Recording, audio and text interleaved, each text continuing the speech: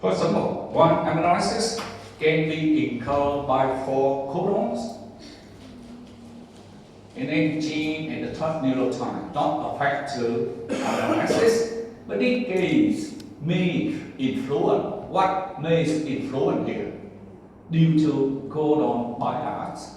For example, the same amino acids, but for the human refer ATA. The organism ATC, not ATA. And then mutation happen in the human genome ATA. Mutate into ATC, and human cannot synthesize that amino acid due to codon bias.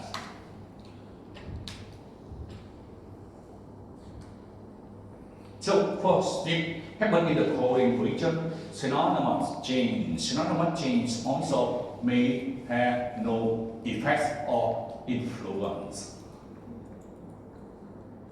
Non-synonymous. So this one, gene amino acids. Look at NS, that means non-synonymous SNP, non-synonymous SNP, NS. By conservative genes or non-conservative mutations. So this one, gene amino acids, but this one, gene amino acid, but the effect conservative, so mean even gene amino acid, but not gene protein function. Non-conservative, that means gene protein function.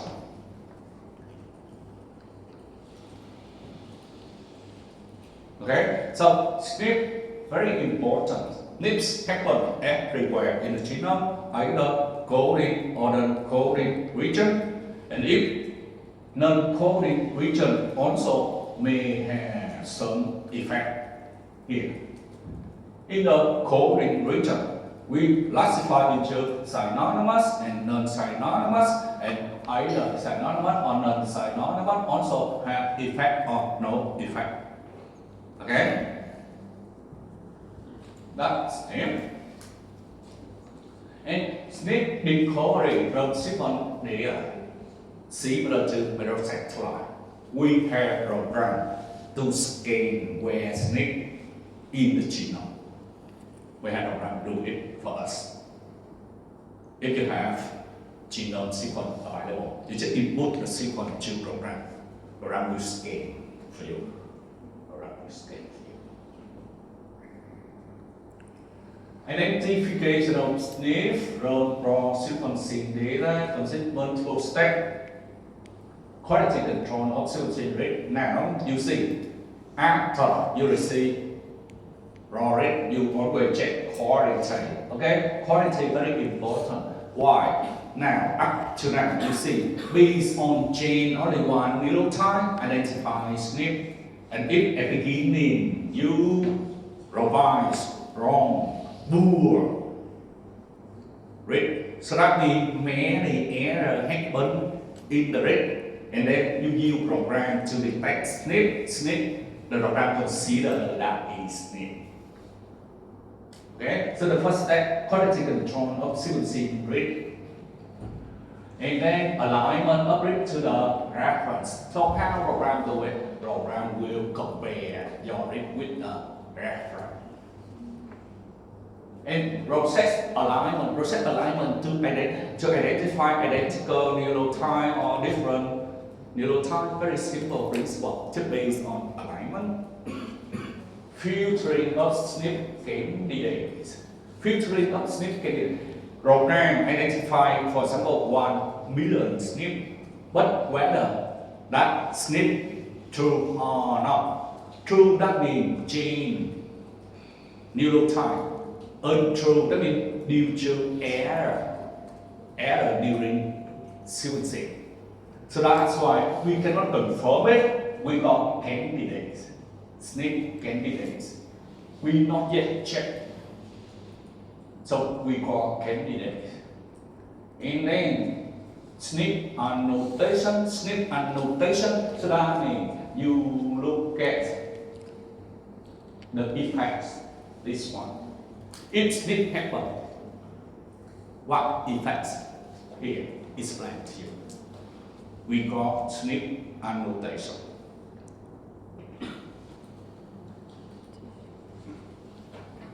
Okay, SNP annotation. So we have many approaches to decode SNP, but actually program proof for you. Okay, program proof for you. You just input the data into the program.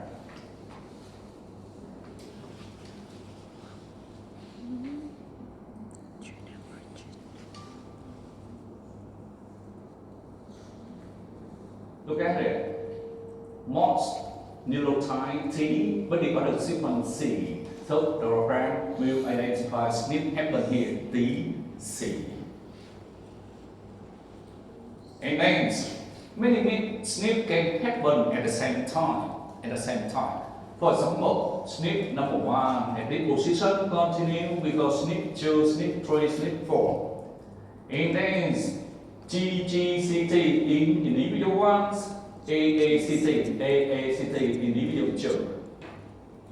GATT individual 3. So haplotypes so mean a set of SNP on the same chromosome. Remember, the same chromosome.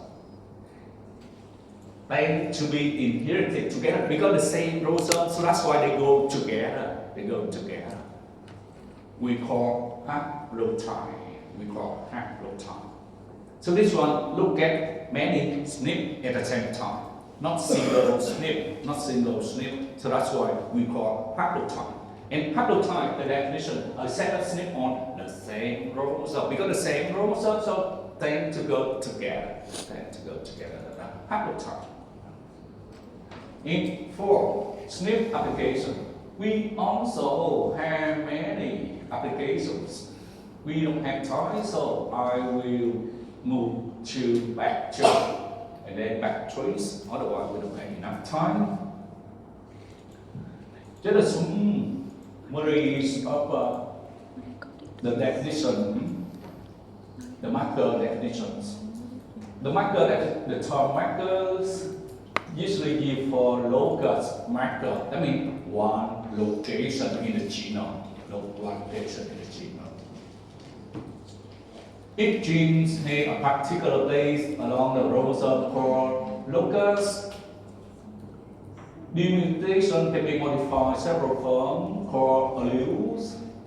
All allele forms of gene occur at same locus. We call homologous, homozygote, heterozygote. So these forms definitions, the gene, not the marker. Okay, molecular related to DNA sequence. DNA sequence doesn't mean a full gene.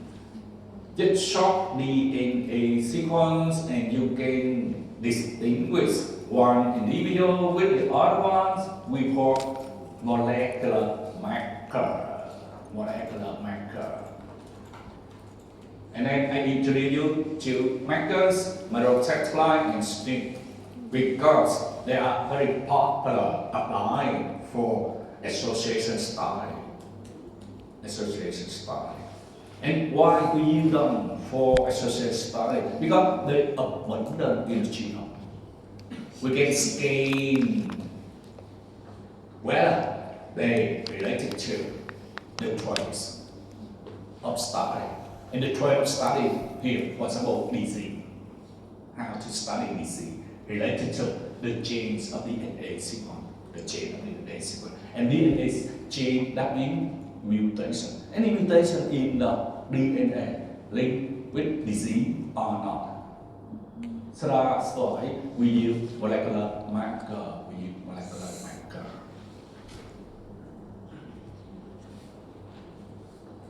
So second part of lecture today, GWAS in the human health. GWAS beginning.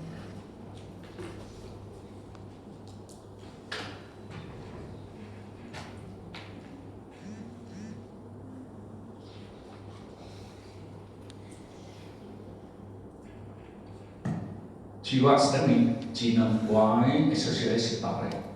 Association study association what? association study of of marker with the disease. Okay, and the marker here, we scan marker for the whole genome. So that's why the name is genome-wide association study.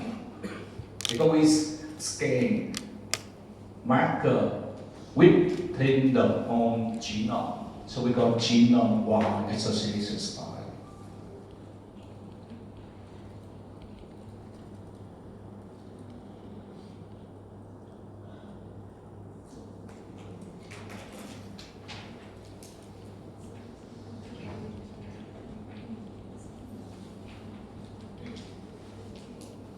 What is genome-wide association study? Defined as any study of genetic variation. Genetic variation across entire human genome designed to identify genetic association with observable traits or the presence or absence of a disease.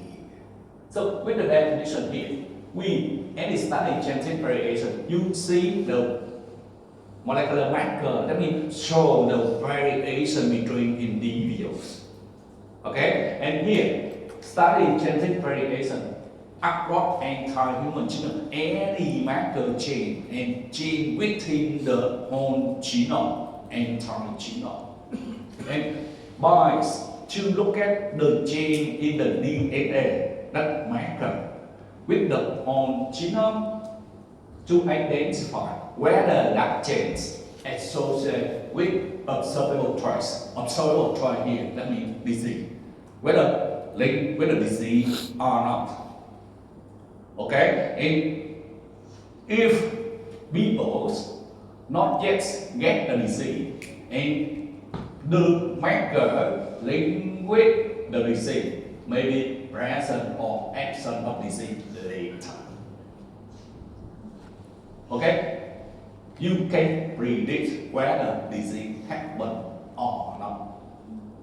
Even that people still healthy. But you can detect the DNA change. In the DNA change by GWAS, we know that change will link with disease. Will link with disease later. Will link with disease later. So that's why we can identify the presence or absence of disease, such as cancer.